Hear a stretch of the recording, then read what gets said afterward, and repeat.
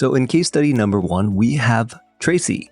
Tracy is a 25-year-old grad student, and she's coming into your clinic complaining of a mild sore throat, a mild fever. She's also complaining of nasal congestion. Now, she says that all of this started 2 days ago, and she's been feeling a little bit achy, and she's been feeling tired since then. Now, she mentions to you that she's been studying a lot late into the night for her midterms, and now her symptoms are getting worse. Now, when you examine her, you notice that her tongue is actually slightly red on the tip and that there's a thin yellow coating there. You notice that her pulse is actually floating and slightly rapid. You also notice that she has some sweat on her forehead, and she says that she sweats spontaneously. She also says that her throat feels scratchy and it feels irritated. Alright, so now let's pause. Now think about it. What is your diagnosis here? And I'll give you 4 multiple choice. So we have A, wind heat. We have B, damp heat.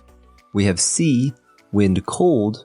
Or we have D, heart heat. All right, so now the answer to this one is actually A, wind heat. So now let's break down the symptoms and you'll see why it's classic wind heat. So one of the first things that should pop out to you when you're reviewing the question is the sore throat, also the mild fever, and the yellow coating on the tongue. Now, these are key giveaways that there's both wind and heat present in this patient. With this case, there's also sweating there.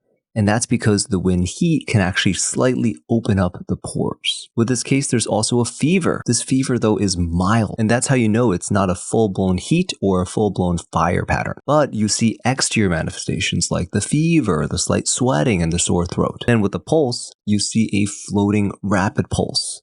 Now, a floating pulse, that's indicative of an exterior condition. And the rapid pulse, that's how you know that there's heat involved as well.